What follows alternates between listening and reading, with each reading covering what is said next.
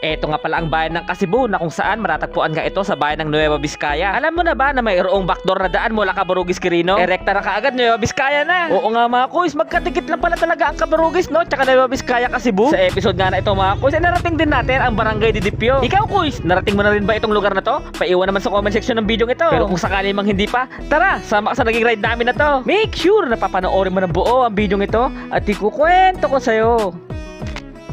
Bali, isang motor nga pala ulit ang gagamitin natin dito mga kuys. Bali, makikibak-ride nga lang tayo sa Sniper 155 ng ating kaibigan na si paring DJ. Halagang 400 pesos, si full tank na nga itong motor niya. Bali, kakanan na nga tayo sa junction na to mga kuys. Yung kaliwa kasi niyan, papunta na nga yan ng Aglipay tsaka Madela. Yung kanan naman, papunta na nga yan ng Difon Quirino. Bali, ongoing na nga tayo nagmamotor sa bayan ng Cabarugis. Bali, napagdesisyonan nga namin mga kuys na kumain muna saglit dito sa may harap ng Cabarugis District Hospital. Balita ko kasi mga kuys, mahirap daw maghanap ng kainan dun sa may Didipio. Mabilis ang kain lang talaga mga kuys. Tapos, lumarga na rin kaagad kami. Bali, nakarating na nga rin tayo sa may sentro ng Cabarugis. Balik kakaliwa nga tayo dito sa may circle na to mga kuys. Na kung saan mga kuys ay papunta na nga rin ito ng Barangay Zamora ng Cabarugis Quirino. After nga nun mga kuys, dire-diretso na lang to hanggang makatagos na nga kayo ng Kasibu, Nueva Vizcaya. Ikaw kuys, kailan mo nalaman na may daan papunta ng Nueva Vizcaya dito? Comment naman ng present mga kuys. Ako kasi ngayon ko lang talaga nalaman na meron palang daan dito patagos ng Nueva Vizcaya. Bali na daan na nga din natin ang Barangay DBB ng Cabarugis. Ongoing na nga tayong nagmamotor sa Barangay Burgos ng Cabarugis Quirino. Na kung saan dito na nga nagsisimula yung puro akyata na daan. Dito nga mga kuys, ramdam mo na rin na medyo lumalamig na nga yung klima kahit natirik yung araw. Literal na bundok na kasi talaga yung inaakyat natin dito. Kung hilig mo nga ang paakyat at sa mga kurbadang daan, saktong-sakto nga itong daan na to para sa'yo. Talagang medyo mapapalaban talaga yung makina ng motor mo dito. Oo mga kuys, balagay ito nga yung itsura ng daan dito. Halos walang dumadaan talaga. Marahil ilan pa lang talaga siguro ang nakakalam ng bagong daan na to. Sa patuloy nating pagmamotor, nakapasok na nga rin tayo ng Barangay Tukol. Mula dito nga mga kuys, nagsimula na yung mga parteng medyo rough road. Medyo nalilito pala talaga kami sa barangay na to mga kuys. Paano ba naman kasi may mga signages na nakalagay, parte daw ito ng Cabarugis Quirino. At may mga signages din na nagsasabing parte na nga daw ito ng Nueva Vizcaya. Ano ba talaga? May mga taga rito ba na nanonood ng video kong ito? Pa-verify naman mga kuys kung anong bayan talaga to. Anyways mga kuys, sa patuloy nga nating pagmamotor, sa wakas nakapasok na nga rin tayo ng bayan ng Kasibu. At bali nadaanan na nga din natin yung falls nila dito. Napaka-solid no? Normal lang talaga yung falls dito, nasa gilid lang ng daan. Bali na pagdesisyonan nga namin mag-stop over muna saglit dito. At syempre para makapagpalamig na rin. Grabe, napaka-solid, parang may yelo talaga yung tubig nila dito.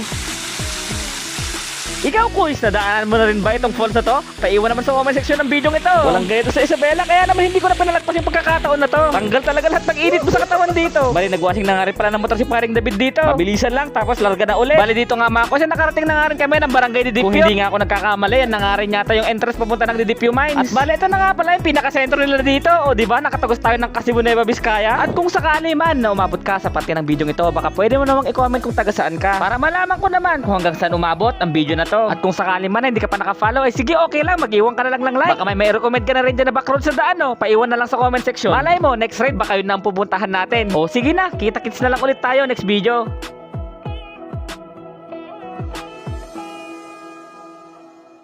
Parang napakadaling mapunit ng mga plaka ngayon. Para hindi mawala yung plate number mo, bumili ka na nito. Ito ang magsisilbing brace sa plaka ng motor mo. Kung mapapansin mo nga ay napakakapal ng bakal na to. Napakamura nga lang nito online. Ilalagay ko na lang dyan sa may comment section ha.